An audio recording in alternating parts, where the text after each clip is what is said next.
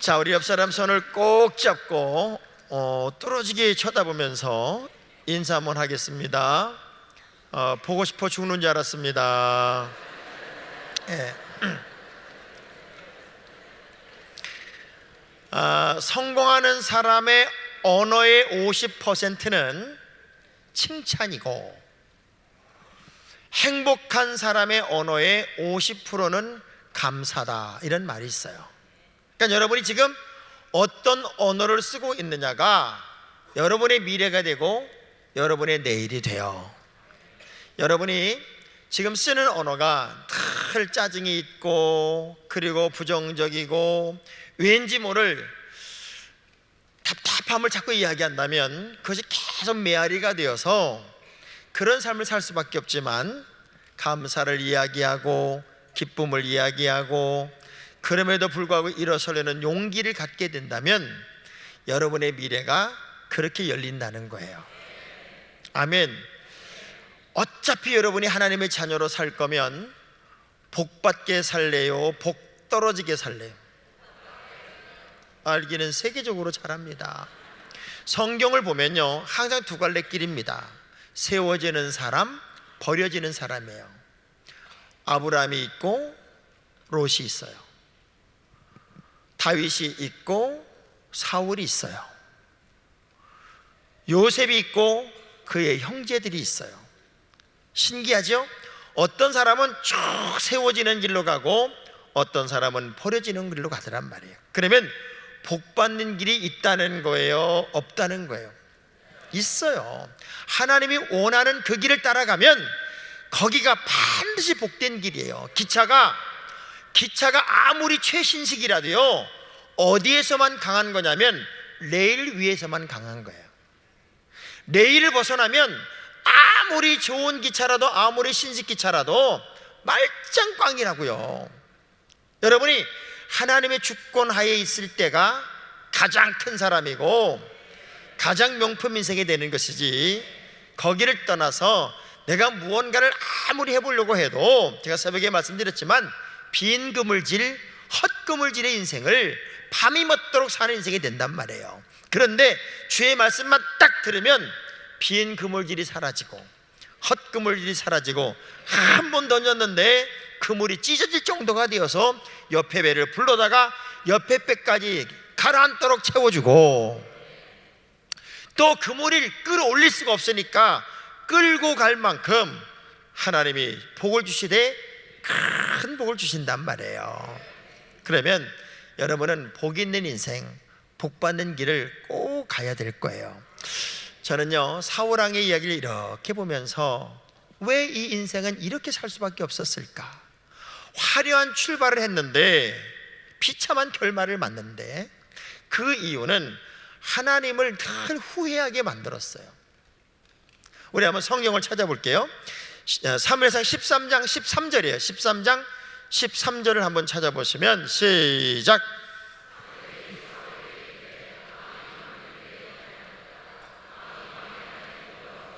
이게 이제 어떤 상황이냐면, 블레셋과 전쟁을 할 때, 그러니까 최초의 사울이 왕이 되고 2년쯤 지난 이후에 블레셋과 전쟁을 하는데 어마어마한 군대가 이스라엘을 쳐들어왔다고요. 너무 무서우니까 다 도망가고 사무엘 선지자를 기다려도 7일을 기다려도 안 와요. 그러니까 자기 멋대로 화목제와 번제를 사무엘 선지자가 해야 할 것을 월권을 해서 자기가 화목제와 번제를 드리는 장면이 있었어요. 그 광경을 사무엘 선지자가 늦게 보면서 이렇게 말합니다. 당신은 하나님께 버림받았다. 아무리 여러분 급하고 분주해도요, 하나님이 원하는 길을 가야 돼요. 절대로 조급증에 빠지면 안 돼요. 주의 종의 고난을 월권해도 안 돼요. 그래서 첫 번째 선지자를 통해서 당신은 버림받았습니다가 13장 13절이고요 15장 11절은 이 사울왕이 하나님이 생각할 때 저거 내가 괜히 세웠네, 이런 마음이 들 정도로 하나님을 후회하게 만들었던 사람이 이 사울왕이라는. 자, 15장 11절 한번 읽어볼게요. 시작. 내가 사울을 세워 왕 삼은 것을 후회하노니 그가 돌이켜서 나를 쫓지 아니하며 내 명령을 그러니까 여러분 어차피 하나님의 자녀로 산다면 하나님을 기쁘게 하고 하나님이 여러분을 바라보며 행복하게 하고 정말 여러분 한 명 한 명을 바라보며 신바람 나게 만들어내는 진짜 믿음 생활을 해야죠. 그러면 은혜 있는 성도는요 벌써 얼굴이 달라요. 성경은 3번에 걸쳐서 광채난 얼굴 이야기가 등장을 하잖아요. 모세가 계명의 두 돌판을 탁 들고 내려올 때 얼마나 광채가 나는지 수건으로 얼굴을 가렸단 말이에요. 그리고 변화산상에서 주님이 변형될 때 얼마나 화려했든지 베드로가 홀딱 반해가지고 여기다 초막새 찍고 살자고 얘기한다고요. 반모섬에서 계시의 말씀이 떨어질 때 주님의 후광이 얼마나 빛이 났는지 몰라요. 자, 이 3번이 빛나는 예수님의 이야기, 광채 얼굴 이야기는 어떤 의미에서 그런 빛나는 이야기가 등장을 할까? 하나님 사랑, 이웃 사랑의 계명을 여러분의 삶에서 실천하면요 얼굴이 빛이 납니다. 그래서 은혜 있는 성도는요 항상 얼굴이 빛이 나. 영 빛이 안 나는 사람은 콜드크림 떡칠을 해서라도 빛나게 해야 돼. 또 언제 주님이 오신다고 해도 나는 주님 맞을 준비가 되어 있습니다. 그 마음으로 사는 사람은요 항상 빛이 납니다. 또 내 사명은 반드시 내가 감당하겠습니다. 사명에 대해서 분명한 자기 인식을 가지고 있는 사람들은 광채가 나게 돼 있어요. 근데 애석하게도 화려한 출발했던 사울왕은 주의 종의 마음을 상하게 하고 또 이 사울왕은 하나님을 후회하게 만들기도 하고 또 한 구절 더 찾아볼게요. 16장 14절을 한번 찾아볼게요. 16장 14절을 찾아보면 이 사울왕은 결국 하나님의 영이 떠나는 인생이 되어버려요. 시작. 여호와의 신이 사울에게서 떠나고 여호와의 부르신 악신이 그를 번뇌케 하니라. 신기하죠? 영적인 병에 들고 말았단 말이에요. 그래서 하나님이 이 사울을 버리면서 새로운 기준을 하나 세운 게 뭐냐면 나는 이제 절대 외모로 안 본다. 나는 이제 절대 껍데기 안 본다. 나는 이제 모든 인생들의 중심을 볼 거다. 솔직히 제가 여쭤볼게요. 여러분 수십 년간 같은 교회에서 신앙생활을 해도 진짜 속을 모르는 사람이 있죠? 네? 저건 어제 사귈수록 속을 모르겠어. 오래되기는 오래됐는데 자꾸 뭔가가 감춰져 있는 것 같아. 그래서 본심을 모르겠고 진심을 모르겠어. 그런 사람이 있는가 하면 어떤 사람은 보면 진짜 진국이야. 그런 진국이 없어. 그냥 시간이 갈수록 신뢰가 가고 믿음이 가고 감사가 되고. 우리 옆 사람 쳐다보면서 어떻게 강사님이 꼭 집어서 집사님 얘기를 다 하실까요? 응?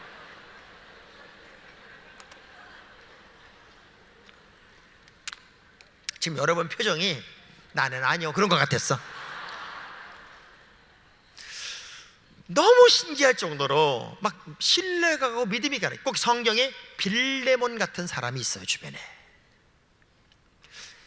우리가 이제 명품, 짝퉁 그렇게 이제 구분할 때 명품을 살 때는 어떻게 사요?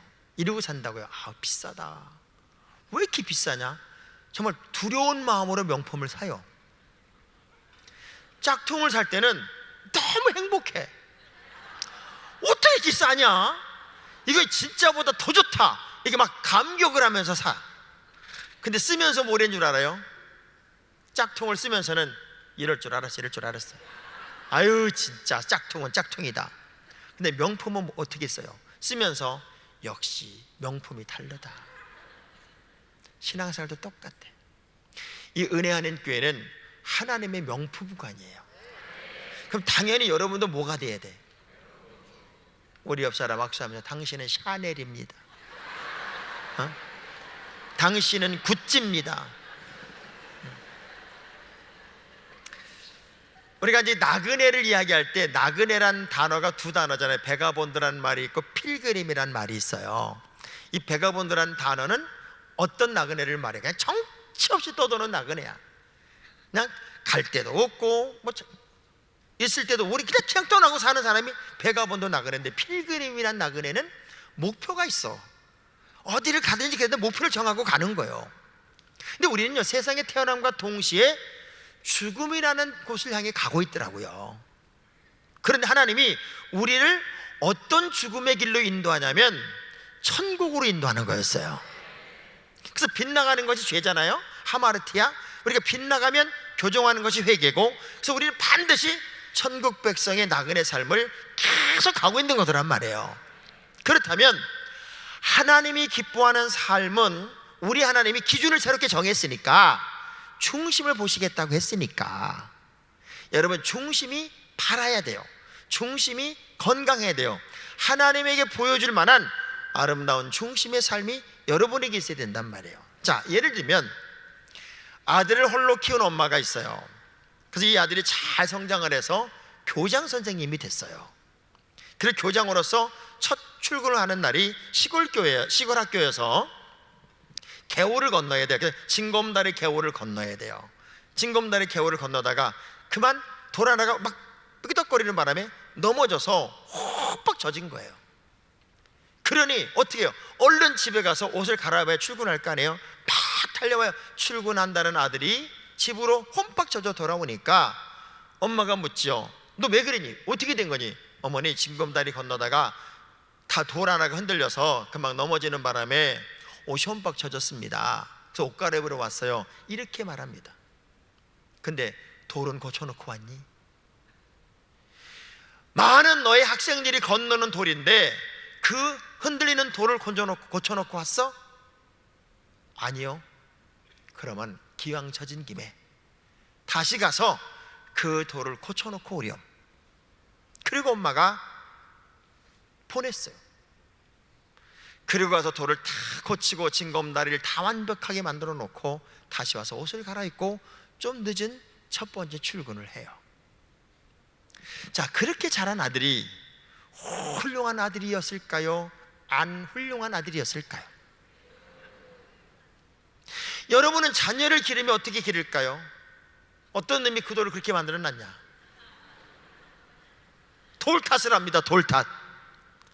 그러므로 돌이 우리 아들을 쓰러뜨렸다고 그렇게 돌 탓을 합니다. 그런데 하나님이 새로운 왕을 세우는 기준을 정한 것은 이 땅에 하나님이 인정하는 큰 복의 사람이 되는 매뉴얼을 정한 것과 똑같다, 그 얘기예요. 그 매뉴얼이 뭐냐면 이제는 나는 외모를 보지 않고 중심을 보겠다는 거예요. 전 여러분이 중심에서 인정받는 명품 하나님의 자녀가 되기를 주의 이름으로 축복합니다. 그래서 우리는 제대로 알아야 제대로 신앙생활을 합니다. 그냥 감으로 알고 얼렁뚱땅 알고서 그게 마치 다 아는 것처럼 착각하면 안 돼요. 그러니까 대한민국 사람들은 습성상 어떤 습성이 있냐면 대충 얼렁뚱땅을 너무 좋아해요. 왜냐하면 어려서부터 어떤 문화 속에 살았냐면 길을 모르면 침 뱉어서 침 튀겨쳐. 근데 봐봐요, 옛날 길은 무슨 뭐 오거리 사거리 그런 게 아니라 이렇게 두 갈래 길이야. 그러니까 이리 갈까 저리 갈까지, 차라리 돌아갈까. 근데 항상 두 갈래 길이란 말이에요. 그러니 확률이 기본적으로 50%야. 확률이 기본적으로 50%인데 거기에 자기 감이라는 게 또 들어가 있어. 그 침을 어떻게 튀냐면 이렇게 치는 거야. 내 감으로는 이쪽일 것 같아. 그렇게 쳐놓고 거의 맞는다는 거야. 그렇지만 그렇게 찾아가는 길은 목적지까지 가는 동안 내내 불안해. 정확하지가 않으니까. 그래서 늘 불안한 신앙생활, 불안한 삶을 사는 것이 문화처럼 되어 있는 게 우리의 신앙생활이더라고요. 그래서 오늘 이 밤은 진짜 하나님이 복 줄 수 있는 인생, 복 받을 수 있는 인생, 그 인생의 길을 여러분이 가기 위해 머리부터 발끝까지를 싹 뜯어 고치는 밤이었으면 좋겠어요. 우리 옆 사람 악수하면서 좋게 말할 때 확 뜯어 고칩시다. 확 뜯어. 차라리요, 모르면 물어보면 됩니다. 물어보면. 근데 물어보지도 않고 아는 척하고 사니까 문제예요. 어떤 사람이 이제 미국으로 잠깐 와가지고 영어를 한마디도 못하는 거야. 이제 마트를 가서 치약이 필요해서 마트를 갔단 말이에요. 그래서 치약이라고 산 게 뭐냐면 이빨 그림이 그려져 있으니까 치약을 사온 거야. 자기 이게 치약이겠거냐고. 그래가지고 이제 치약에 묻혀가지고 이빨을 닦고 못 나와. 그 왜 못 나와나 봤더니 틀니 붙이는 거였어. 틀니를 붙이는 거여서 이게 껄어붙어가지고, 차라리 모르면 물어봤으면 사고라도 안 났지.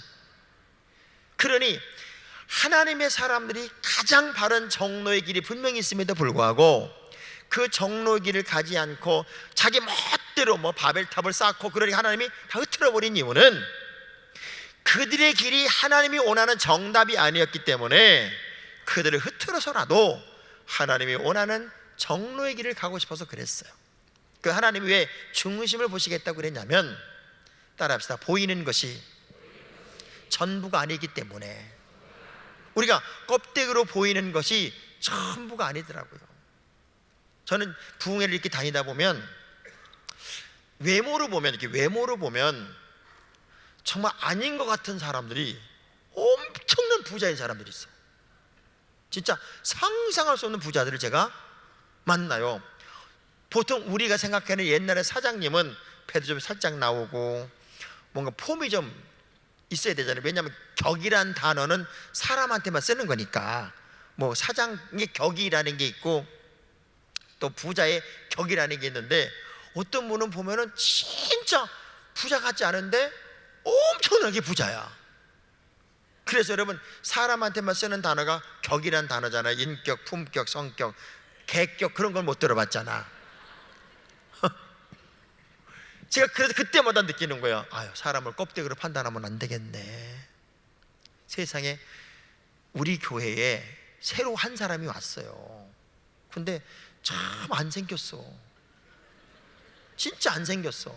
그래도 가만 찹찹하고. 세상에 알고 보니까 백종원 씨하고 친구고, 그 사람은 중국식 쪽으로 나갔더라고. 우리 교회 온 사람은.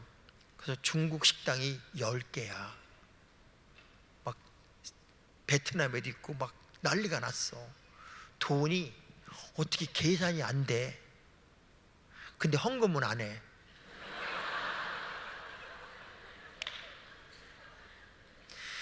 진짜 껍데기로 보면 이 사람 부자일 것 같지가 않아요. 요만큼도 부자일 것 같지가 않아.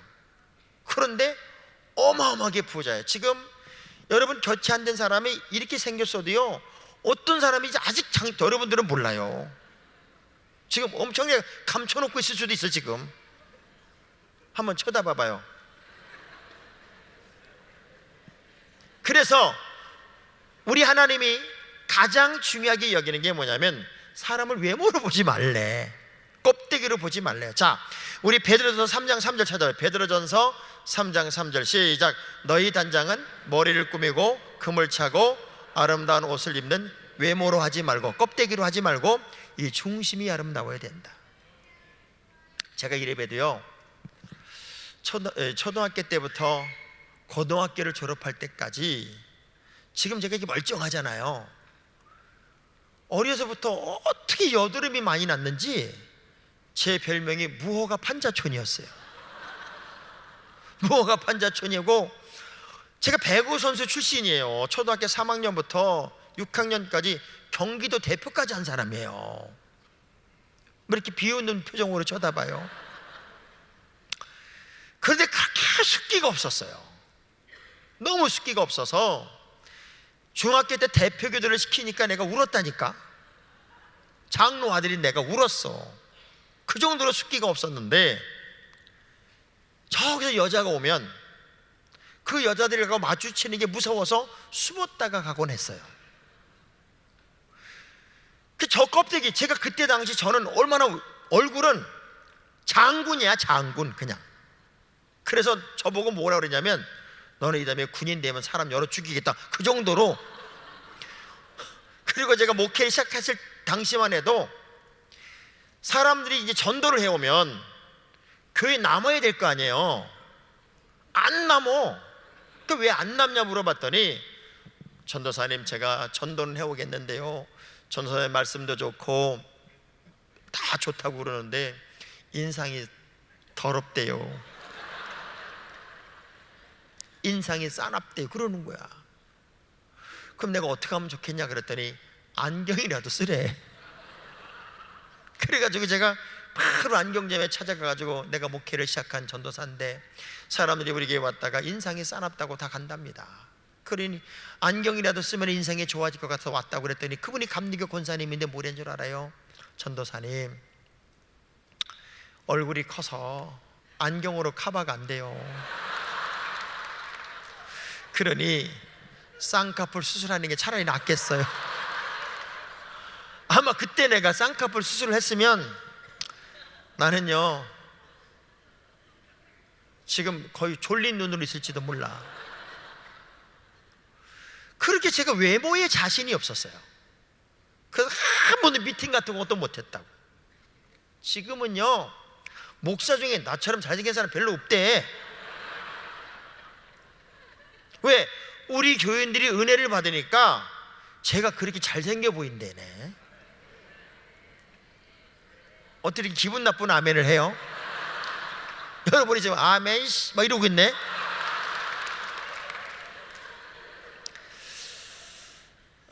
우리가 외형적으로 보이는 것, 그렇게 화려했던 그 모습들이 정말 열매가 된다면야 얼마나 좋겠어요.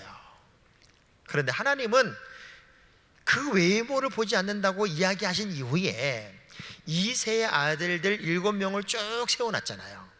7명을 쭉 세워놓고 나서 사무엘 선지자가 7명을 향해 다 물어요. 왜 물었냐면 7명의 아들들이 다 왕감이라고 사무엘은 이해가 된 거예요. 아니 애들이 쭉 있으면 우리가 눈이 없어요? 7명 쭉 있으면 어느 건 교도 아닌 놈들이 있잖아. 그럼 너 남고 다 가 이래야 될 거 아니에요? 근데 7명이 다 왕감이야. 그래 하나님께 7명을 다 물어요. 다 물어.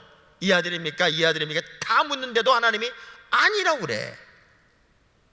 그러고 나서 없는 사람을 불러낸 게 다윗이었단 말이에요. 그러니 어차피 하나님의 사람으로 쓰임 받는다는 것은 하나님의 선택이에요. 하나님의 부르심이고 하나님이 여러분을 붙잡는 거예요. 아멘. 그런데 하나님의 선택이라는 것은 하나님의 부르심에 대해서 내가 예스할 수 있어야 돼요. 요나는 얼마나 웃기는 사람이에요. 하나님이 내가 너를 써서 니네를 구원해야 되겠어라고 사명을 주니까 싫어. 그게 싫으니까요 어떤 짓을 하는 줄 아세요? 니네로 가는 길은 900km예요. 900km 900km를 가면 니네에 가는 거예요. 그런데 다시스로 가요. 다시스로 가는 길은 3200km예요. 난 여러분이 안 놀래서 내가 놀래요. 지금 여기는 어지간하면 안 놀래는 은사가 있어요. 얼마나 하나님의 명령이 싫었으면 900km면 가는 거리를 마다하고 하나님을 등지고 3200km 떨어진 곳으로 가겠다고 그 길을 떠나고 있는 그 모습을 봐봐란 말이에요. 하나님이 원하는 그 길은요 나와 하나님과 영적 교제만 일어나면 복되는 길이고 응답받는 길이고 승리의 길이고 기적의 길이고 역사의 길이고 역전의 길이에요. 여러분 비행기 타면은 빈자리라고 아무 데나 앉아요? 못 앉아요? 너무 질문이 어렵죠? 우리 이제 한국에서 광주로 가는 비행기를 할머니 한 분이 탄 거예요. 근데 이제 마침 큰 비행기가 뜨는 바람에 앞에 비즈니스석이 있는 비행기가 뜬 거예요. 근데 비즈니스석을 누가 그 짧은 시간에 가는데 돈 주고 타겠어요. 그래서 텅텅 비었다고. 그리고 이제 할머니 좌석에 앉았는데 할머니가 보니까 앞에 넓은 자리가 다 그냥 비었단 말이에요. 그거는 벌떡 일어나더니 빈자리 가서 털퍼덕 앉았어요. 할머니 여기 앉으면 안 돼요. 왜 여기 앉으셨어요? 그랬더니 야 버스 타봐라 빈자리 다 아무데나 앉는 거 아니냐, 여기 넓은 자리 좀 내가 앉아가면 안 되냐. 할머니 이건 그렇게 앉는 게 아니라고 아무리 얘기해도 야 여기 앉을 거야. 야 이 막무가내 할머니 어떡하냐고. 근데 아무도 못 말했는데 어떤 분이 와가지고 이렇게 귀에다 뭐라고 얘기를 하니까 할머니가 벌떡 일어나. 그래서 자기 자리에 간 거예요. 그래서 물어봤어. 뭐라고 그랬냐 그랬더니 할머니 여기는 요 자리에 앉으면 부산 가요.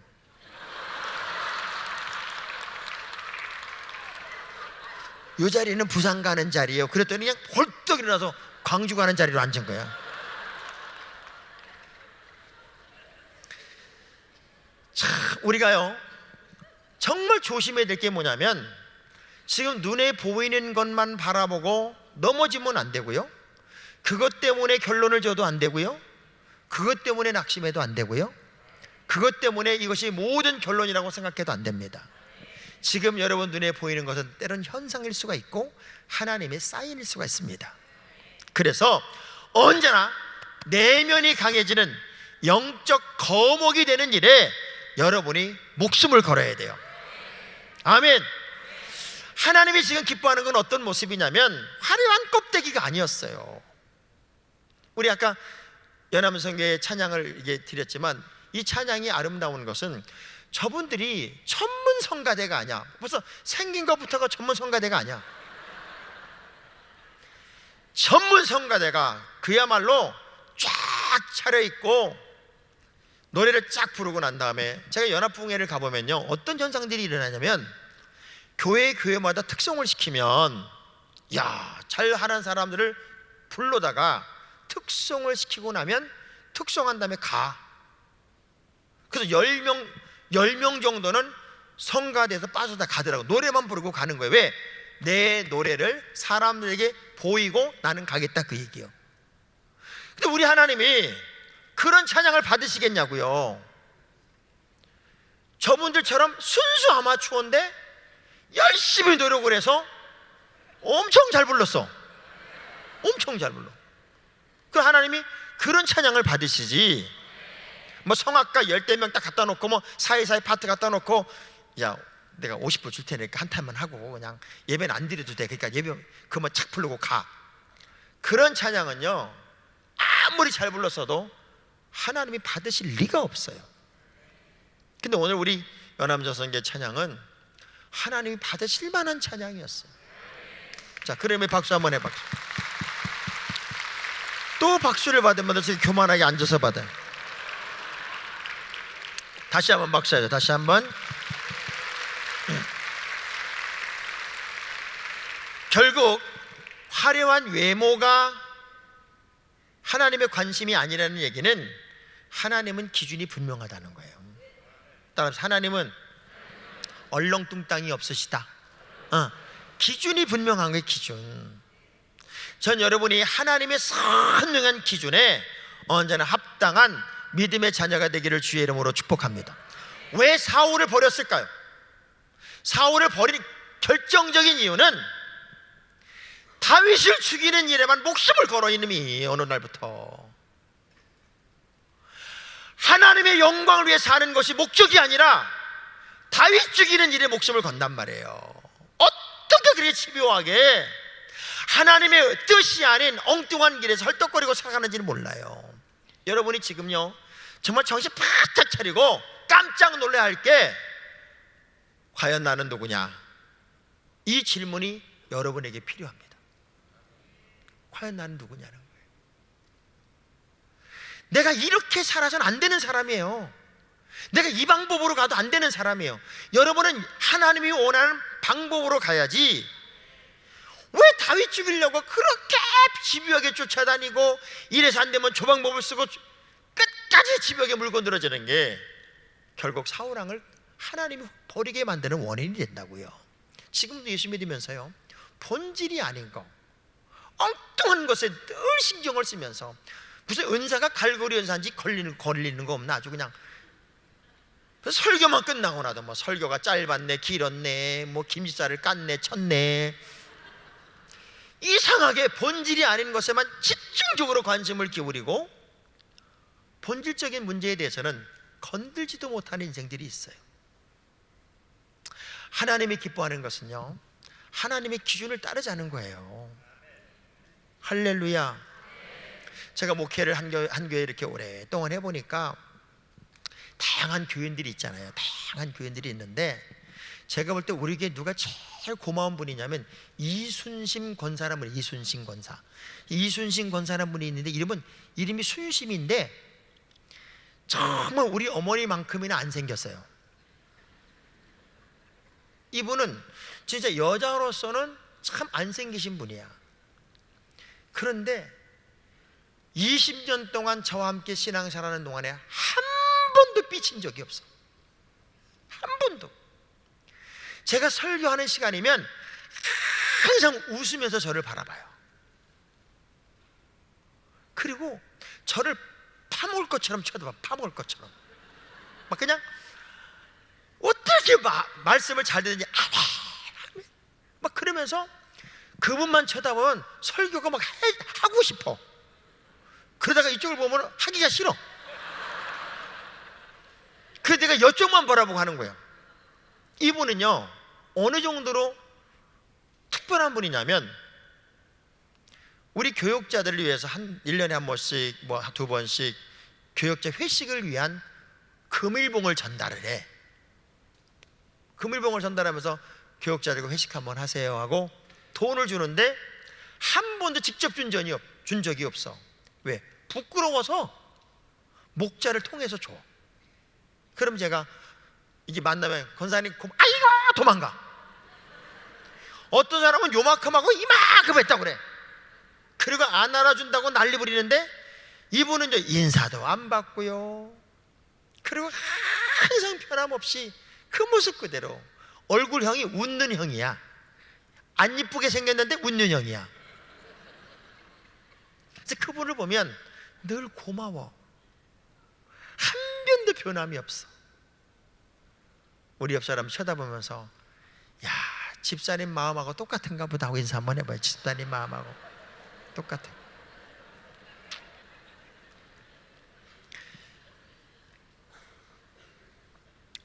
하나님이 사울왕을 보고 후회하고 다윗을 세우면서 얼마나 좋았는지요. 사무엘 선지자가 다윗을 이렇게 쳐다보면서 다윗은 피부가 붉고 눈이 빼어나고 아름답더라 이렇게 표현하면서 하나님 이 아들입니까 하고 물으니까 하늘의 음성이 그냥 떨어지면서 바로 그다 하는 소리가 들렸어요. 저는요 처음 다윗의 인상착의를 사무엘 선지자가 다윗은 피부가 붉고 란 말을 이렇게 해석을 했어요. 지금 사무엘 선지자가 이새의 집에 다 와서 자기 형들 7 아들을 다 불러놓고 막내둥이만 빼놓은 거예요. 막내둥이만 빼놨으니까 서운했을까요? 안 서운했을까요? 섭섭했을까요? 안 섭섭했을까요? 근데 여러분 왜 대답을 하다 말아요? 되게 섭섭했을 거예요. 그리고 어느 집에 늘 막내둥이는 사랑을 받는 거니까. 제가 이래봬도 막내둥이여서 우리 어머니가 저만을 위해서 예비오제 원기소를 나만 먹였어요. 나만. 그거 엄청나게 맛있었잖아요. 그걸 먹고 있는데 장학일 목사님이 저한테 뭐랬냐면 맛있냐? 그러길래 한 입 줄까? 그랬더니 한 입 달래서 줬더니요 눈이 획 돌아가면서 막 땡깡을 부리는 거예요. 왜 막내는 맛있는 거 주고 자기 안 주냐고. 우리 어머니가 큰 소리로 이놈아 제 막내는 식은땀 흘려서 주는 거야. 그리고 뒤주에다 감춰놓고 나만 먹였어요. 그 맛을 잊지 못했던 창학일 목사가 뒤주를 뒤져가지고 싹 먹는 바람에 우리 어머니한테 뒤지게 맞은 적이 있습니다. 지금도 그 원망을 해요. 지금도 장학일 목사님 저보다 좀 작잖아요. 지금도 내가 그때 원기소만 먹었어도 너만큼은 컸을 텐데 그렇게 원망을 해요. 근데 다윗이 피부가 붉었다는 의미는 비록 부름받지 못했다 할지라도 내 마음속에 서운함과 섭섭함이 있다 할지라도 나는 내게 맡겨진 내 사명을 충실히 감당하겠다. 그래서 양들을 돌보며 필드를 뛰어다녔기 때문에 그의 얼굴이 까무잡잡하고 붉어스름하고 그리고 뒤늦게 부름받아도 지금이라도 부름받은 게 너무 좋아서 그냥 막 신나게 달려와서 얼굴이 그냥 홍조를 띠고 뭔가 기대감에 그 얼굴 표정이 그런 표정이니까 사무엘이 볼 때는 너무 이쁜 거예요. 교인들은요, 조금만 안 알아주면 삐치고 넘어지고 방학하고 개학하고 난리를 부립니다. 눈이 빼어나고 눈이 반짝반짝 빛나. 지금이라도 불러줘서 내가 사무엘 선지자 앞에 서서 그 선지자를 바라보는 눈빛이 뭔가 기대감, 사모함 이런 것으로 반짝반짝 빛나는데 얼마나 사무엘 선지자가 그 눈을 보는 순간에 이뻤는지. 여러분 봐봐요. 성경에도 눈은 몸의 등불이라고 그랬어요. 그래서 병원에 가면 제일 먼저 어디부터 까봐? 이 병 드는지 안 드는지 눈부터 까본단 말이에요. 그런 것처럼 그냥 그 사모함이 눈에 양약하게 숨어 있어. 반짝반짝 빛나니까 아름답더라 이렇게 표현했어요. 보세요. 예수 믿으면서 무슨 늦게 불러줬다는 둥, 안 알아줬다는 둥, 나를 무시했다는 둥, 하여간 오늘 많이 써본 소리 아니에요 여러분? 그래가지고 다 넘어지고 쓰러져서 주의 일이 다 무너져버린 인생들이 얼마나 많은데요. 그런데 늦게 부름 받았어도 요만큼도 서운해하지 않아요. 그렇게 지금이라도 불러준 게 고맙고, 지금이라도 써주는 게 고맙고, 막내둥이 나가서 뭐 하인들 시켜도 될 일을 그래 아들 중에 빼놓고 양 돌보라고 했을 때도 아버지에 대한 서운한 마음도 없고 그냥 내 양들을 치느라고 얼굴이 땀이 범벅이 되고 얼굴이 까맣게 탈 정도로 열심히 일하는 그 다윗의 모습을 보면 하나님이 저 충심 좀 봐봐, 저 마음 좀 봐봐. 그러니 내가 저에게 기름을 부을 수밖에 없잖아. 바로 그다! 이 기도하는 말씀이에요. 바로 그다. 그리고 그에게 기름을 턱 붓는데 얼마나 멋있었을까.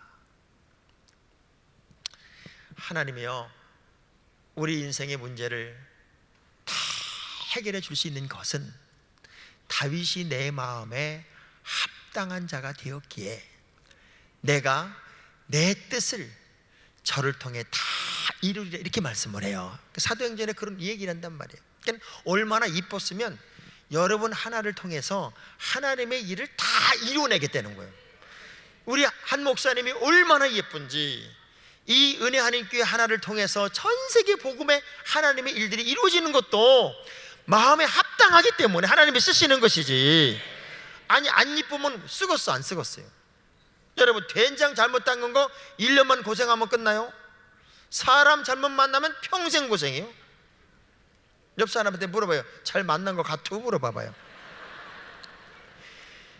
이게요, 부부도 이게 잘 만난 부부는 서로 마주 볼 때는 촌수가 없다고.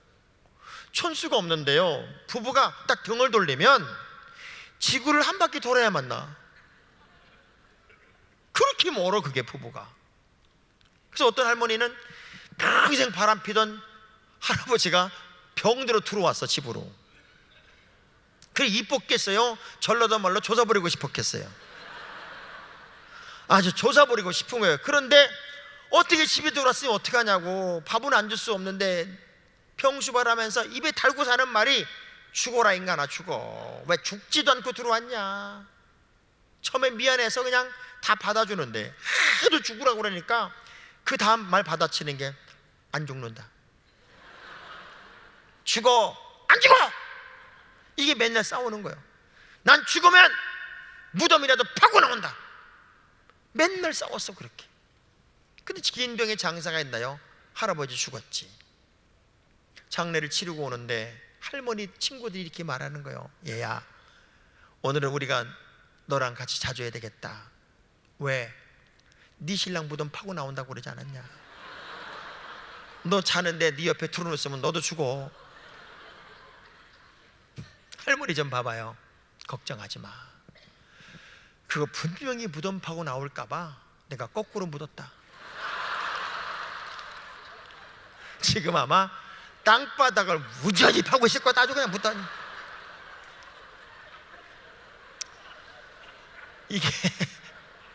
이게 부부야.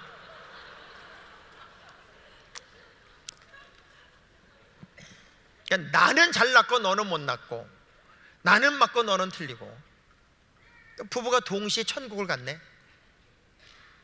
주님이 이렇게 두 부부를 앉혀놓고 그러는, 너희들은 금술이 좋아하니? 우린요 한 분도 안 싸고 서로 속인 것도 없고요, 너무나도 금술이 좋았습니다. 막 서로 자랑을 하네. 그러니까 우리 주님 뭐라고 그래요? 그래도 서로 속인 게 있을 거야. 그리고 서로 말하지 않은 것도 있을 거야. 그러면 내가 한 바늘씩 꼬맨다. 잠깐. 색시가 들어갔다 나온다 보니까 세 바늘 꼬매가네. 세 바늘 꼬매가 나오니까 신랑이 이에 팬내가 나한테 속인 게 뭐가 있냐고 막 난리 부리니까, 가만 있어봐, 너도 들어갔다 나오자. 신랑이 들어갔다 나오는데 오바로 꽂히고 나와. 오바.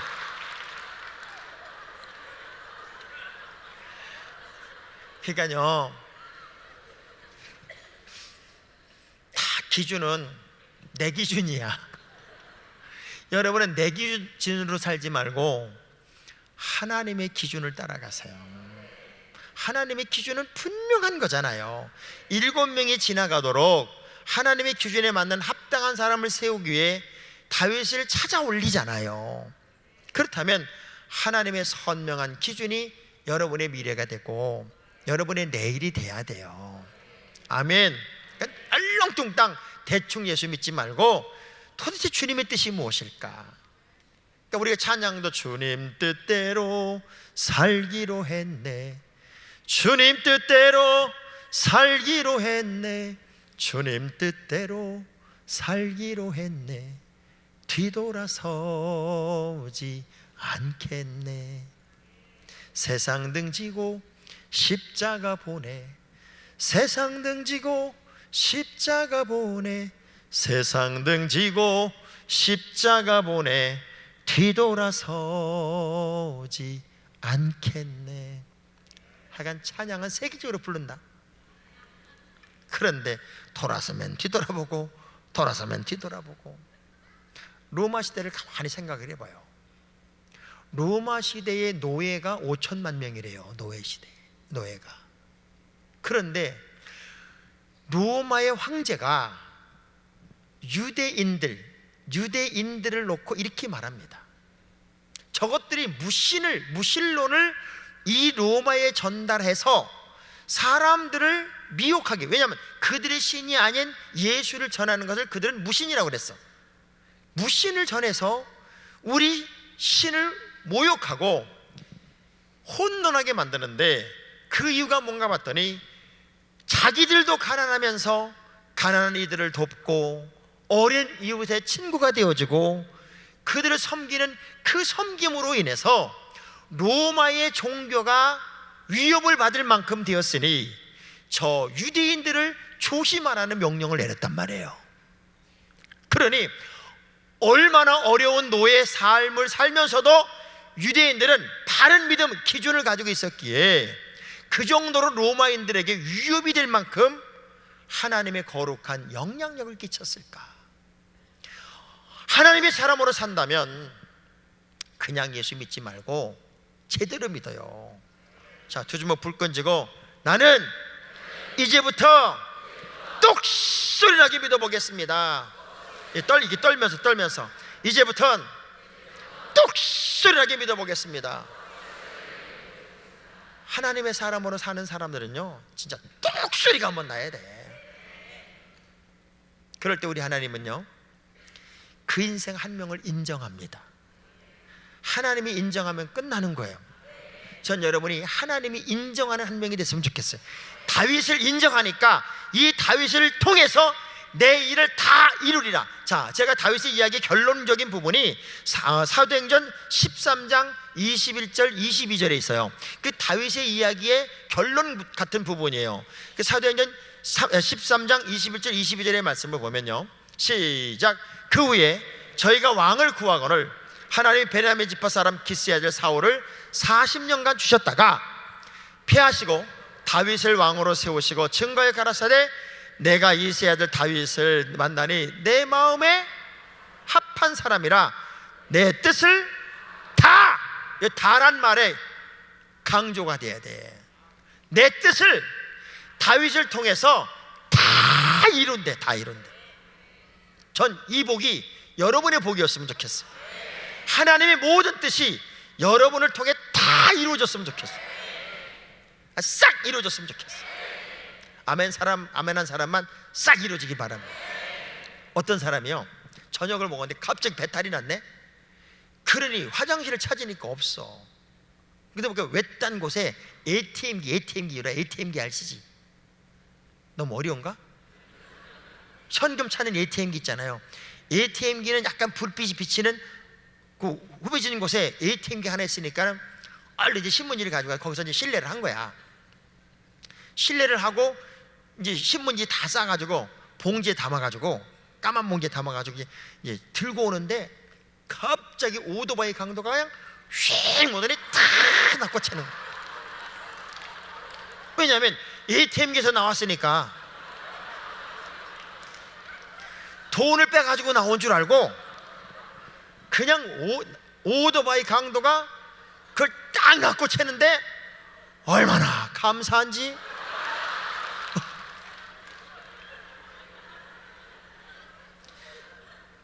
이것도 응답이요.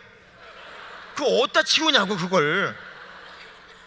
근데 강도가 낚아채 갔으니 얼마나 좋았겠어요. 하나님은 우리를 통해 하나님의 일을 다 이루고 싶으세요. 다 이루고 싶으세요.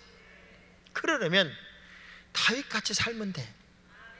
성경에 나오는 2930명의 실명으로 기록된 인물들의 이야기는요, 그 당시 그 시대의 그 사람들의 휴먼 스토리가 아니라 이렇게 살면 이렇게 된다는 이야기예요. 그럼 여러분도 그렇게 살면 여러분 가정을 통해서, 여러분 자녀를 통해서, 여러분 한 명을 통해서 하나님이 하시고 싶은 일을 다 하신다면 얼마나 큰 복을 받은 사람이에요. 지금도 인류 역사상 가장 존경받는 이름이 뭐예요? 다윗이야. 이 사람은 그의 인생의 마지막 고백에서 이런 고백을 해요. 만사에 구비하고 견고하게 하신 하나님이 나의 모든 구원과 나의 모든 소원을 어찌 이루어주지 않겠습니까? 그는 일생에 하나님이 다 예비해 주시고 다 구비해 주셔서 나의 모든 소원이 다 이루어졌음을 그의 마지막 말에서 고백을 합니다. 다윗이 받은 복은요, 하나님이 나를 위해 예비하시고 나를 위해 구비하셔서 내 소원을 어찌 이루어주지 아니하시랴 다 이루어졌다는 거예요. 전 여러분의 삶 속에 이 소원이 이루어지는 복이 여러분의 복이 되기를 주의 이름으로 축복합니다. 할렐루야. 다윗이 가는 모든 동선에는 패배가 없어요. 하나님이 그에게 승리를 주세요. 언제나 승리를 주시면서 그 승리의 노래가 시편이에요. 그 승리의 노래가 그의 고백이에요. 하나님의 사람으로 살았는데 한 시대를 이렇게 살고 났더니 하나님이 그때마다 고난도 포장지를 벗겨내시고 언제나 승리하게 하시고 박수받게 하시고 인정받게 하시고 그 소원이 이루어지는 복을 받게 하시고, 그런 인생을 살았다면 얼마나 큰 은혜고 얼마나 큰 복이겠습니까? 여러분이 믿음의 사람으로 산다면 그렇게 인정받는 자리에 가자, 그 얘기예요. 삭개오가 아무리 뛰어가도 주님을 볼 수가 없으니까 나무 위로 올라갔어요.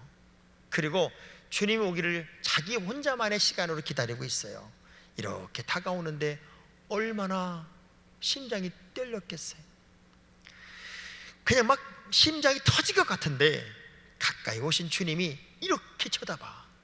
이렇게 쳐다보며 삭개오야 하는데 머리가 쫙 뻗치는 것 같아. 주님이 주목하는 자리에 내가 있으면 인생 한 방에 역전되더라고요. 저는 하나님의 복을 조명탄이라고 해요. 조명탄은 뺑 하고 쏘면은 한 줄 연기 내면 삥 가지만 어느 정점이 되면 팍 하고 터지는 게 하나님의 역사란 말이에요. 할렐루야. 다윗을 하나님이 중심을 본 인물의 첫 번째로, 내가 다시는 사람을 외모로 보지 않고 중심을 볼 거야 라는 첫 번째 인물로 다윗을 딱 선택했을 때 하나님이 얼마나 좋았으면, 어쩌면 내 마음하고 저렇게 똑같냐, 어쩌면 내 생각하고 저렇게 똑같냐, 어쩌면 내 가슴하고 저렇게 똑같냐. 전 아멘 할 때까지 계속 해보려고 그래. 어쩌면 저렇게 내 뜻하고 똑같냐. 여러분 거기까지 안 가도 돼. 여러분 담임 목사님하고만 같아도 좋겠어. 아이고, 저는 목사님 조금 아까 찬양 미리암처럼 하고 홍해 바다 건너 그거, 이게요 저는 추억이 있는 찬양이야. 샌디에고 갔을 때, 샌디에고 목자 수련회 갔을 때, 그때 여러분 담임 목사님이 라식 수술해가지고 까만 선글라스를 끼고 나는 생전 듣도 못한 노래를 부른 거야. 그때 그 노래가 참 들음. 근데 나보러 나오래. 나는요 진짜 춤을 못 춰요. 이 다리가 안 따라가. 다리가 박자를 못 맞추겠어. 근데 강사를 불러가지고 나보러 나오라고 그러면서 까만 선글라스 쓴 남자가 막 이러고 막 흔들어대고 막 흔들어대는데 내가 죽을 것 같더라고. 죽을 것 같아. 근데 아무리 해도 안 되더라고. 나는 박자가 안 맞길래 집에 간 다음에 우리 교회 가서 우리 율동팀한테 이 곡을 다 주고 연습을 해라. 그리고 나를 가르쳐라. 내가 언젠가 한경 목사를 만나면 본때를 한번 보여준다. 그래가지고 우리 교회도 한동안 이 노래 불렀네. 한동안 불러다가 한 달을 내가 배워. 개인 지도를 한 달을 받았어요.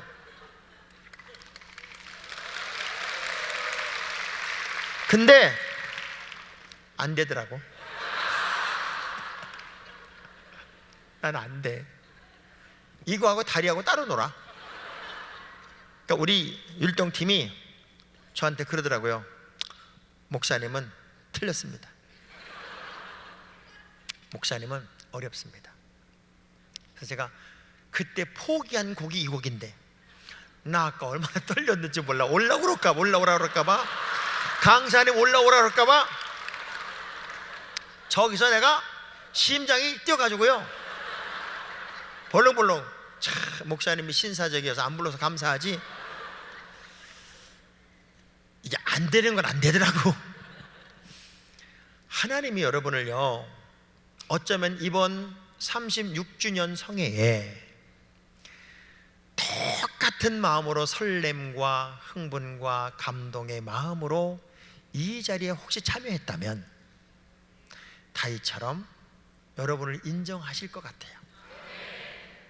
하나님이 여러분을 인정하면, 인정받은 이후에는 하나님이 내 뜻을 너를 통해 다 이룬다는 거예요. 그러면 여러분 하나를 붙잡고 하나님이 일하시면, 모세를 붙잡고 일하시니까 홍해를 갈라버리고요, 여호수아를 붙잡고 일하시니까 31번의 전쟁을 승리로 만드시고요, 바울을 붙잡고 일하시니까 전 세계 복음을 전하게 되고요, 다윗을 붙잡고 일하시니까 승리의 이야기의 주인공을 만들어내시더란 말이에요. 그러면 우리 하나님이 지금 이 밤에 차면 여러분들을 딱 붙잡고 일하신다면 얼마나 멋진 일들이 이제 일어날까? 저는 상상만 해도 막 심장이 뛸 것 같아요. 저는 매주 금요일만 되면 우리 교회 아이들 그 별빛 예배라는 예배가 있어요. 별빛 예배. 우리 유초동부 아이들 드리는 별빛 예배라는 예배가 어른들 드리는 금요 심야 기도회랑 동시 예배가 있어요. 근데 그 아이들이 점점 늘어납니다. 이 아이들이 점점 늘어난다는 이야기는 그만큼 엄마들도 교회 많이 온다는 얘기예요. 왜? 금요일마다 내가 애들 철야를 온 애들이 안수기도를 해요. 근데 왜 걔들을 내가 안수기도를 하냐면, 제 마음속에 이런 마음이 있어요. 하나님, 어른들은 틀렸으니까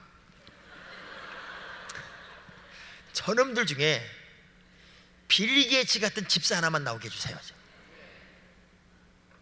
그래서 진짜 빌 게이츠 같은 집사 하나만 나오면요, 어이 빌 집사,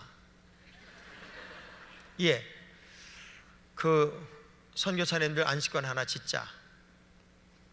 목사님, 제가 교회에서 늘 쓸 수 있도록 한 400억 정도는 따로 빼놨으니까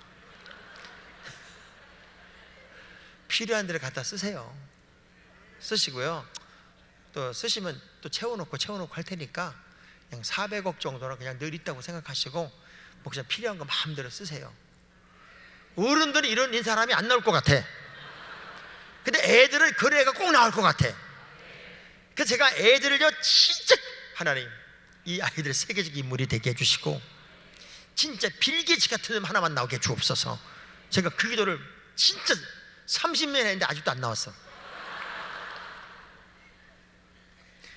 내일은 여러분의 교회 아이들을 이 밤에 다 데리고 오세요. 없는 애는 사진이라도 들고 와. 사진. 여기서 기도하면 거기서 역사하실 하나님을 믿으면서 큰 애들도 다 데리고 와요. 큰 애들도 제가 통역으로 다 할 테니까 큰 애들도 다 데리고 와서 내일은 애들 제가 안수하고 또 자녀들 여러분이 뒤에서 끌어안고 기도하는 시간을 가질 거예요. 아멘. 이 한 번의 경험이 우리 아이들의 인생을 참 멋지게 바꿀 수 있습니다. 요즘은 당연히 애들이요, 자기 멋대로 살아야 된다고 생각을 해요. 엄마가 아빠가 어떤 존재인지를 잊고 살아요. 저희 어머니는 십리길을 걸어서 교회를 갔다 오시면 항상 이제 머리맡에 앉아서 새벽에 기도를 해주세요. 근데 무슨 기도인지는 내용은 몰라요. 왜냐하면 늘 기도가 어떻게 하나님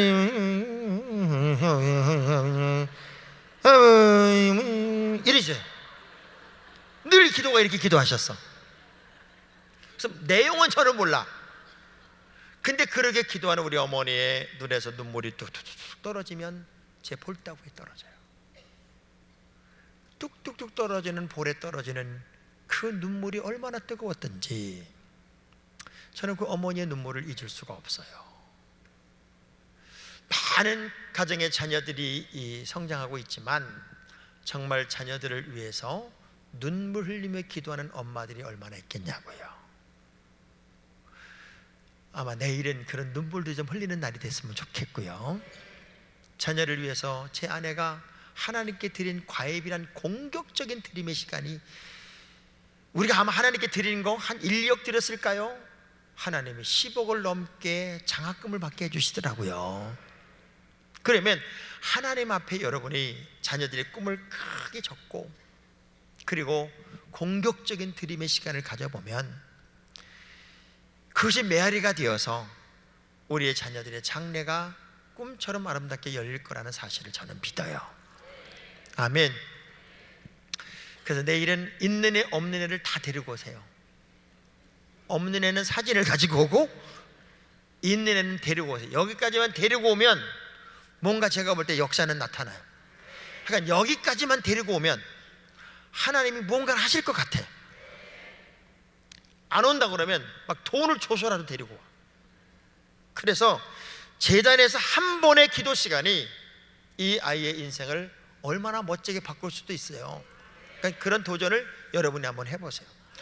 물어보세요. 옆 사람한테 물어보세요. 어째 애가 있수? 한번 물어봐봐요.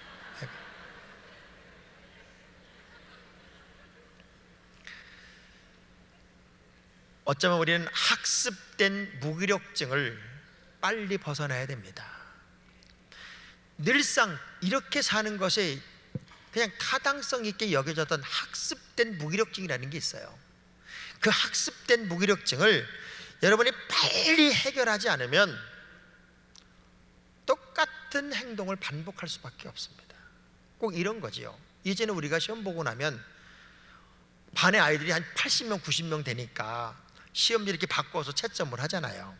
그럼 선생님이 위에서 답을 불러요. 1번에 1, 2번에 3, 3번에 2, 4번에 1, 5번에 정답이 3번인데 빨리 부르는 바람에 5번에 1 그런 거예요.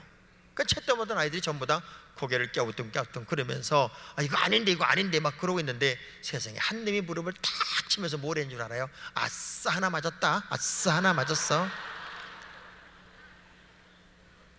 꼭 엉뚱한 짓을 한단 말이에요.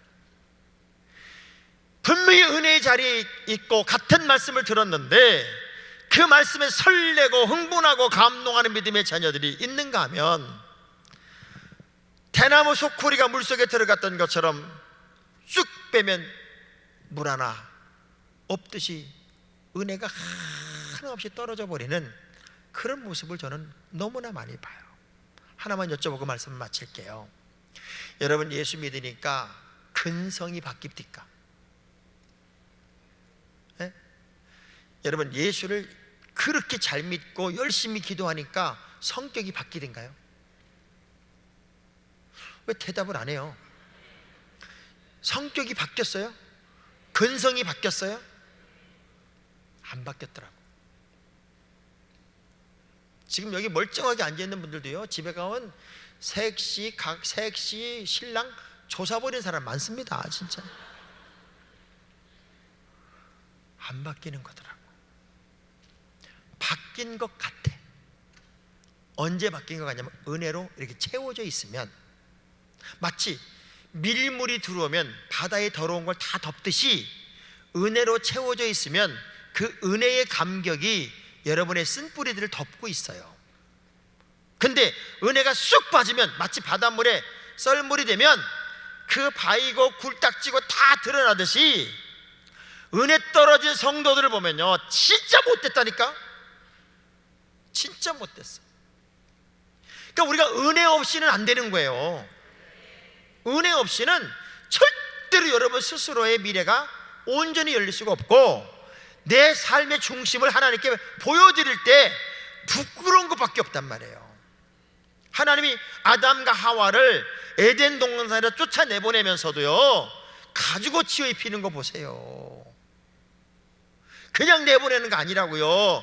죽는다고 그러는데 죽은 게 아니라 저것들도 여기저기 찢길까봐 가죽옷을 지어 입혀서 내보내시는 것이 하나님의 마음이라면, 여러분, 은혜 가운데 살아야 돼요.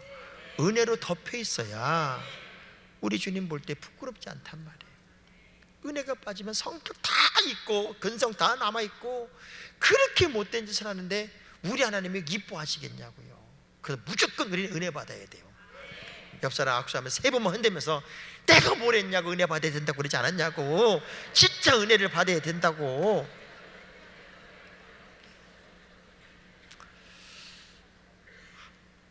그리고 주변의 모든 껍데기 때문에 여러분 실망하고 낙심하고 좌절하지도 말아요. 여러분이 곁에 있는 사람이 배기 싫다고 뭐라 그럴 것도 아니에요. 이쁘다고 뭐라 그럴 것도 아닌 것은 고운 것도 헛되고 아름다운 것도 거짓된 거예요. 그런데 배기 싫은 사람이 여러분 곁에 있기 때문에 또 여러분이 빛나는 거야. 그러니까 모두가 필요해. 모두가 필요하고 모두가 소중한 분이에요. 아멘. 이제는 다윗의 길을 갑시다. 최초에 하나님이 선포하시고 내가 외모로 보지 않고 중심을 볼 거야 선포하시고 1번으로 선택한 사람, 그 모델이 다윗이라면 그 중심을 인정받는 방법이 뭔가를 여러분은 알잖아요. 이제는 하나님 마음에 합한 자가 돼야 돼. 부름받지 못했어도 에너지가 있어야 되고, 늦게 부름받았어도 행복함이 있어야 되고, 어떤 자리에 있든지 간에 주님이 기뻐하는 고난도 역경도 문제도 시험도 찬양으로 바꿀 수 있는 지혜가 여러분에게 있어서 정말 하나님이 볼 때 어떻게 저렇게 이쁘지, 어떻게 저렇게 이쁜 짓만 골라서 하지. 아멘. 안 할 줄 알았어요. 어떻게 저렇게 하는 짓마다 이쁠까. 전 여러분이 그런 믿음의 명품 인생이 됐으면 좋겠어요. 아멘.